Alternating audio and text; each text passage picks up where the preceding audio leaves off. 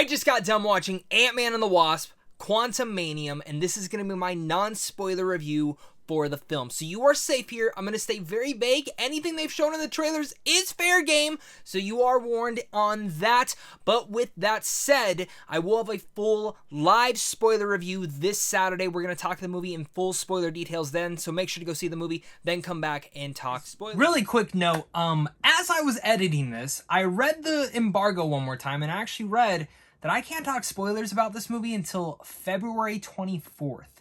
So if you still want a spoiler review, let me know and I'll think about doing a live stream after I get back from California that weekend. But with that said, I mean, let's get into the full review. Just anytime I talk about a spoiler review, ignore it because I can't do one this weekend, sadly. I have some thoughts on this movie, and just to kind of give my first impressions, I didn't think this movie was great. I did not. I actually found it to be a middle-of-the-road MCU film. In some departments, a little bit mediocre. In other departments, a lot of fun. And in the most part of the ways that I can say, it's a good, fine movie in the MCU. And I say that as someone who is massively a big fan of the first Ant-Man film. I love that movie, and I was very excited to see what we were going to get in a big Avengers-scale Ant-Man film, because I just got done reading a ton of Scott Lang comics. I just got done reading a ton of Kang comics as well, and really diving into this world once again, and there's a lot of fun things in there for comic readers to really be introduced to, but the way that I talk about movies such as the MCU is a little bit different than how I talk about other films. I haven't really talked about that on this channel before, but I am a lifelong comic geek movie nerd and all sorts of things. So when I go and see these movies, I just really want to see my childhood come to life. If I get that, I'm pretty psyched. But are there things that could disappoint me in here? Absolutely. And again, some of that I'm going to be able to talk about in here. Other things I won't be able to. I'll have to stay vague on there until the spoiler review. But with that said, well, what is Ant-Man and the Wasp Quantumania about? Well, it's about Scott Lang and Hope Van Dyne, and along with Hank Pym, Janet, and, of course, Cassie, who end up getting sucked into the quantum realm where they interact with strange creatures and embark on an adventure that goes beyond the limits of what they thought was possible, especially when you start to learn a little bit more about Janet's time down there and who else will be down there and maybe even trapped. Now, trailers hyped me up for this. You said Jonathan Majors is going to be playing Kang the Conqueror, and Kang the Conqueror is going to be the next big Marvel baddie. That is awesome. Because Marvel is so smart in casting, and the fact that they went out and got Jonathan Majors, one of the best actors working right now, that is one of the smartest decisions Kevin Feige could have ever done. And after watching this movie, I can agree. Jonathan Majors is one of the best parts, and we're definitely going to be talking a lot about. That said, if you are new here and you like talking movies on a daily basis, make sure to hit that like and subscribe button. We have tons of Marvel content coming out this week. We have Ant-Man trilogy rankings. We have a freaking MCU trilogy ranking. We have even a whole MCU, every MCU movie ranked from worst to best, and of course that spoiler review like I mentioned. So if you don't want to miss out on any of that, hit that like and subscribe button, as well as comment down below your guys' thoughts. I definitely want to hear your guys' thoughts on Quantum. And I think with every movie review, I love talking about the pros, and the first thing I want to talk about is like the comic galore of visuals in here, and that goes to the visual effects. Now, some of the visual effects in here are very beautiful and awesome to see, and others are a little bit messy. Now, if you've seen the trailers, there's a character in there named MODOK that you get a little bit of a glimpse of. And I was a little bit worried that this was going to look like George Lopez from Shark Boy and Lava Girl. If it isn't Shark Boy and Lava Girl. And honestly, after watching the movie, at first, yeah, it did. It looked definitely like that. Better, but definitely like that. But as I continue to watch the movie, it did kind of sink in a little bit better. Still looked a little bit weird to my eyes. It's that like uncanny valley. It's like it's supposed to look real, but it doesn't. And I overall liked what they did with MODOK. I would have liked a little bit more of him, but that's like for the spoiler discussion, so we'll leave it there. Jumping in though, back to the visual effects, overall a lot of it did look quite stunning. I'm assuming they used the volume effect for this, and you can absolutely tell with what they are doing within the CGI backgrounds. A lot of the CGI creatures did look great, and actually what the visual effects and kind of the tone of this film kind of made me feel was like Thor Ragnarok mixed with Star Wars, with a little bit way less humor than Thor Ragnarok had. That's actually one of the big pros that I can give this movie, is that this movie very much knew when to balance the humor. Ant-Man has been known to be one of the funniest of all the MCU films, but in here here, the humor very much feels a little bit Taika Waititi-ish at times, and I know that might scare some people, specifically after Thor: Love and Thunder, but I thought the humor was actually balanced perfectly throughout here, and that is actually one of the biggest pros I can get. When the film needs to be serious, it absolutely remains serious. When it needs to be absolutely absurd, the film is absolutely absurd, specifically because we're dealing with the quantum realm, we're dealing with a ton of new weird creatures, and we're dealing with ants. Superhero named Antman, the Wasp, and of course you have Cassie's character as well. The visual effects really hone into here. A lot of the stuff in the quantum realm is so eye-feasting to see. It is a feast for the eyes, and I was actually kind of blown away by that. I think none of the trailers really showed how great the visual effects could be for this movie, but I was kind of shocked by that overall. And also, talking about the pros, let's just jump right into it. I've already talked about him a little bit, and that is Jonathan Majors as Kang. This was the main reason that I was excited for this movie. This is the start of the next dynasty. This is the kickoff to Phase 5, as well as the next big bad of the Avengers. Now, we did get an introduction to him in Loki. If you haven't seen Loki yet, you absolutely should. That is still the best MCU TV show on just like a well-made level, but his introduction in there was scary. It was very haunting, and it lasted a great last impression. So I was very excited to see what Jonathan Majors is going to do as a new variant of this character. And seeing the introduction that they gave us to Kang in here, it's a great introduction. Now, I have one minor complaint with this character. One minor complaint, but I can't talk about it because it's spoilers, and it's nothing that Jonathan Majors does, nor really much the writing. It's just one little detail that happens towards the end of the film that I was like, I don't know how I feel about that.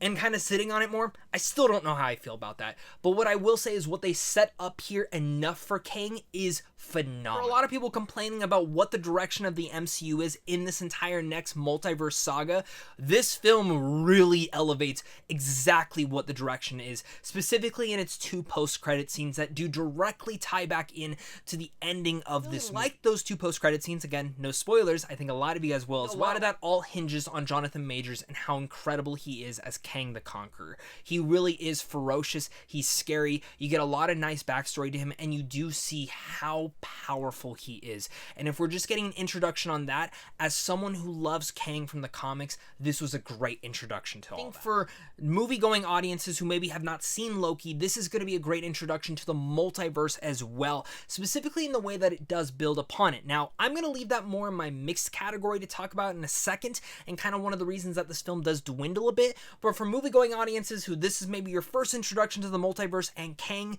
you're going to absolutely fall in love with it. Speaking not just about Jonathan Majors and how freaking incredible it is, I mean, let's chant it along. Jonathan Majors! Jonathan Majors! About Michelle Pfeiffer in here, who I think really stole the show. They barely market her in this movie, and she is wonderful in here, specifically in learning about her time in the quantum realm, all tying back to the first Ant-Man film as well as Ant-Man and the Wasp, and it adds a lot more to her character that I was actually kind of surprised by. Paul Rudd's going to be fantastic as Scott Lang. I love him and his chemistry with, of course, Catherine Newton in here, who plays Cassie Lang.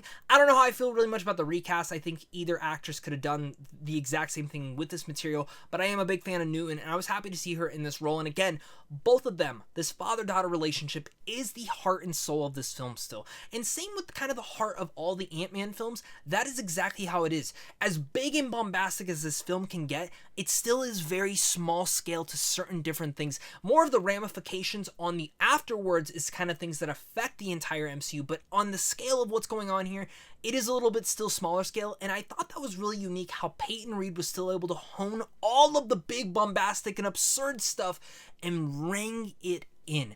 That was actually something I was surprised by. Rudd and Catherine Newton's performances and their relationship with Scott and Cassie really works in bringing that to light. Angeline Lilly, if you've watched me for a while, I love her as the Wasp. I think she's a really fantastic actress, and I think the Wasp has a lot of nice dynamics.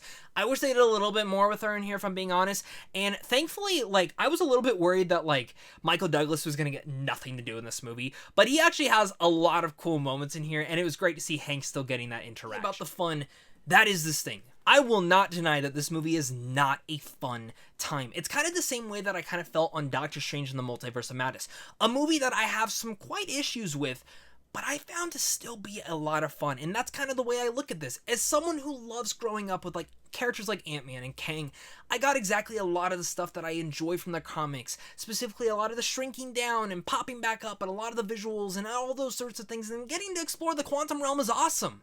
And I love that they took a Star Wars level vibe approach, specifically all in the first act. The first act is great. But this is where we get to my mixed aspects of the center down into some of the pacing. This movie is about 2 hours and 5 minutes.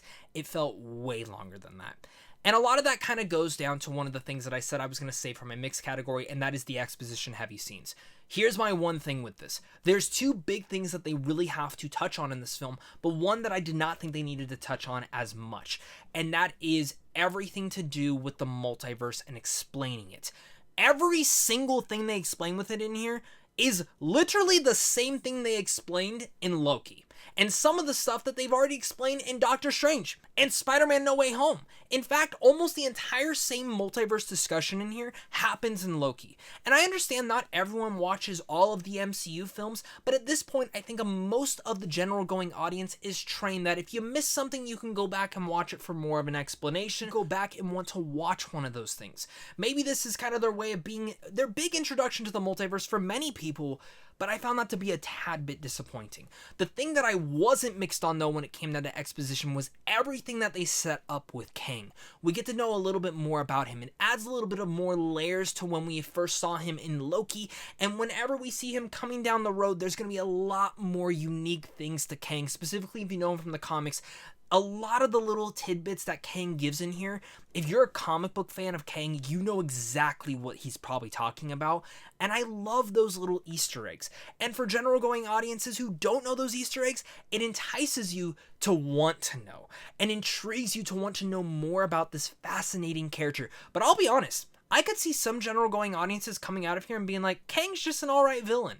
And I think that's just kind of on the surface level. Again, it's hard to talk about without getting into spoilers, but that is something to really talk about, is how much exposition is actually in the movie, specifically all in the middle. That even more, the high stakes that they set up in the trailers, I really don't feel like we're all there, and they're a little bit undermined by the final 5 minutes of the film.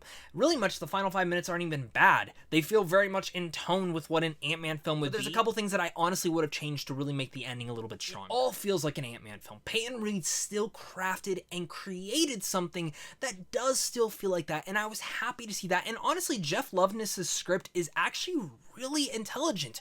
It builds and creates a fantastic new universe to explore in the MCU. We definitely needed more time in there. There's a lot going on, a lot of new characters to meet, a lot of new things to explore, and I actually think this maybe would have worked better as a Disney Plus series. And I know people will be like, but the budget of this, I've seen Mandalorian. You can do the damn same story in here on TV, and I think it would have maybe made better for a little bit more of a fleshed out thing, specifically in exploring the quantum realm. Maybe even centered this movie more on Kang than the Ant-Man family, because Kang's not really in it for a lot. He comes in, I would say, maybe midway through. He's introduced early on, but he really doesn't get a lot to do till the midway point, and I wish there was a little bit more of Kang. I wish they would have taken out a couple more things here and there, and that's about all I can really say without getting into spoilers.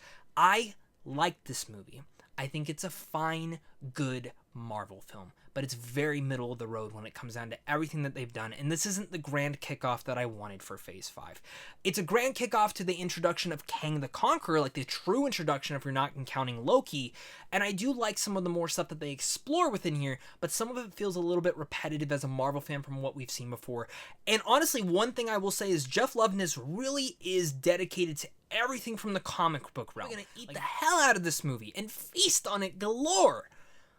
But I expected a little bit more from it. I kind of left this movie a little bit underwhelmed by everything and just going, that was fun. And that's kind of how I'm going to feel when revisiting this movie. It's fun. It doesn't piss me off. It didn't make me mad by any points.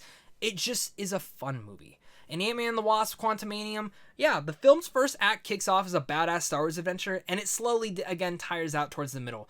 The third act is a lot of fun, and is it fun? Yeah, like I said, it's absolutely fun, but it's exposition heavy, and I'm really impressed with what they were able to do with Jonathan Majors as Kang. I think he absolutely just killed it. He easily, skyrocketed to one of my favorite things in the MCU so far. Michelle Pfeiffer definitely steals the show. She gets a lot to do in here, and then I was really impressed with that.